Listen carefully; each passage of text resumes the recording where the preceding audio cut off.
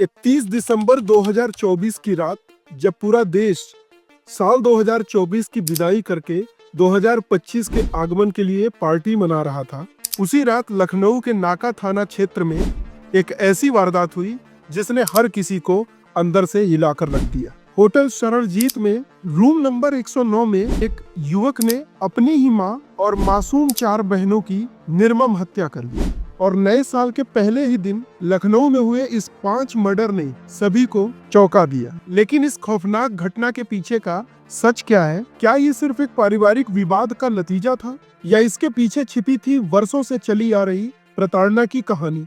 आइए इस दर्दनाक घटना के हर पहलू को समझते हैं। नमस्कार दोस्तों, मैं हूं अनूप और आप देख रहे हैं द क्राइम इंसिडेंट शो।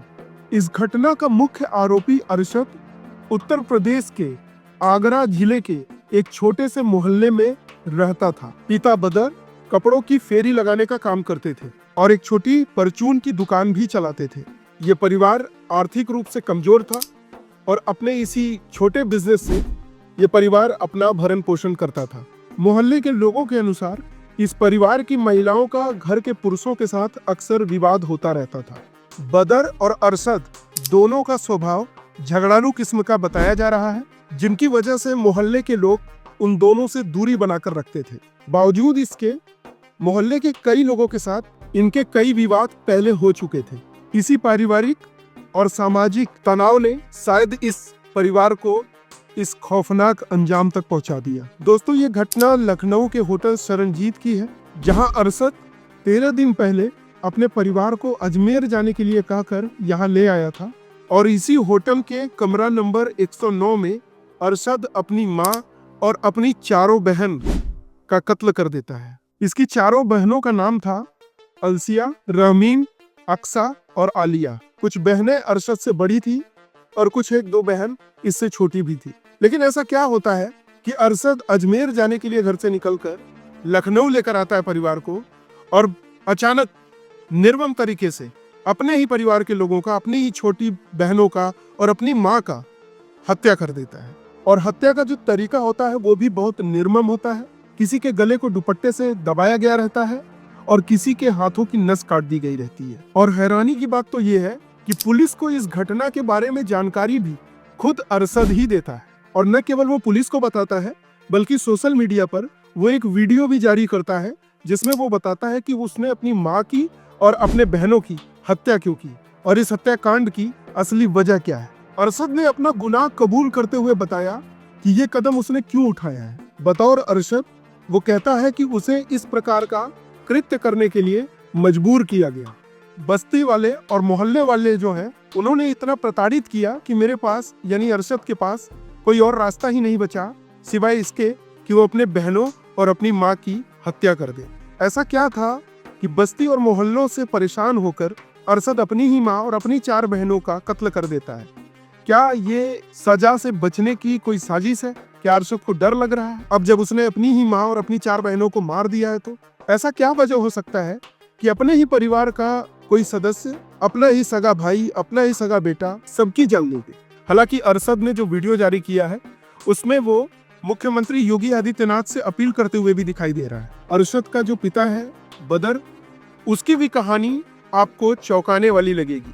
बदर ने भी ये आरोप लगाया है कि बस्ती के कुछ लोग उसके परिवार को लगातार प्रताड़ित कर रहे थे और उनकी संपत्ति हड़पने की कोशिश कर रहे थे। इस दबाव के चलते बदर अपने परिवार का धर्म परिवर्तन करना चाहता था और उनको हिंदू बनाना चाहता था, और अपने जहां पर इसका निवास था उस घर में ये श्री राम की मंदिर भी बनवाना चाहता था। इसके बाद अरशद के पिता ने बताया कि इस घोषणा के बाद उसे और लगातार धमकियां मिलने लगी। तो क्या अरशद के पिता बदर ने जो बताया, क्या यही तनाव हत्याकांड का कारण बना? सोशल मीडिया पर अरशद ने जो पोस्ट जारी किया है उसमें उसने ये भी बताया कि उसके बस्ती के जो लोग हैं, उसके मोहल्ले के जो लोग हैं, वो एक गैंग चलाते हैं और जो मासूम लड़कियों को हैदराबाद में बेचने का काम करते हैं। और इन लोगों का प्लान था कि मुझे किसी तरीके से किसी जुर्म में फंसाकर मुझे जेल भेजकर ये मेरी 4 बहनों को हैदराबाद में ले जाकर बेच सके। इसी डर और मजबूरी के कारण मैंने अपनी माँ और अपनी बहनों की हत्या कर दी। वीडियो में अरशद ने योगी आदित्यनाथ से गुहार लगाते हुए कहा है कि ऐसे लोगों को सख्त से सख्त सजा दी जाए ऐसे लोग समाज में रहने के लायक नहीं है। लेकिन सवाल उठता है, जो खुद अरशद ने किया, जिसने खुद की बहनों को और अपनी माँ की हत्या कर दी, वो भी इतने निर्मम तरीके से, क्या वो साफ सुथरा है? ये तो एक अच्छा तरीका है कि पहले खून करो, मर्डर करो, फिर कानून से, सरकार से न्याय की उम्मीद रखो। इस घटना ने पूरे लखनऊ में, पूरे देश में चंद मिनटों में सुर्खियां बटोर ली। लोग इस घटना की चर्चा कर रहे हैं, इस पे अपनी राय व्यक्त कर रहे हैं। साल का पहला दिन खुशियों का दिन होता है, नए वर्ष के आने का सेलिब्रेशन करते हैं और ये उम्मीद रखते हैं, पिछला साल तो चला गया, वो जैसा भी रहा, लेकिन आने वाला नया साल हमारे लिए अच्छा होगा। ऐसे में सुबह सुबह ये घटना आग की तरह पूरे देश में फैल गई और इतनी निर्मम हत्या की ये खबर थी कि जिसने भी इस कहानी को सुना वो पूरी तरीके से अंदर से टूट गया। एक बेटा जो कि अपने ही परिवार के 5 लोगों का कत्ल कर देता है, और महज इस बात पे कि चंद पड़ोसी, चंद बस्ती के लोग, चंद मोहल्ले के लोग उसे परेशान करते थे, उसकी बहन को बेचने की बात करते थे। अगर अरशद की इन बातों में सच्चाई थी तो उसके लिए कानून बना था, पुलिस थी, प्रशासन थी, उसे हेल्प लेना चाहिए था। खैर, यह हत्याकांड होते ही मौके पर वहां पर पुलिस पहुंचती है और सभी शवों को कब्जे में लेती है, उसको पोस्टमार्टम के लिए भेजती है।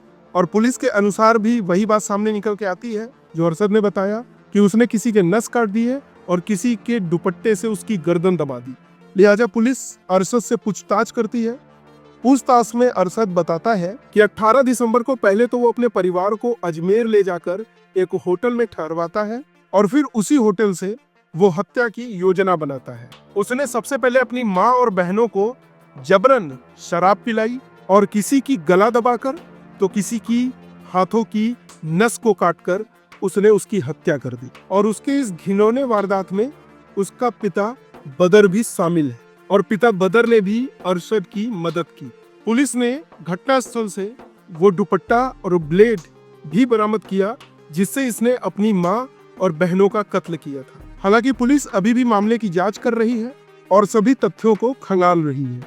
1 जनवरी 2025 की सुबह इस लखनऊ हत्याकांड ने पूरे देश में खलबली मचाकर रख दी।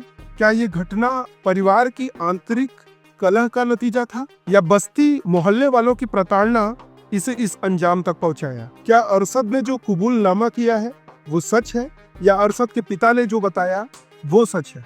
क्या ये कहीं मानसिक असंतुलन का मामला तो नहीं है?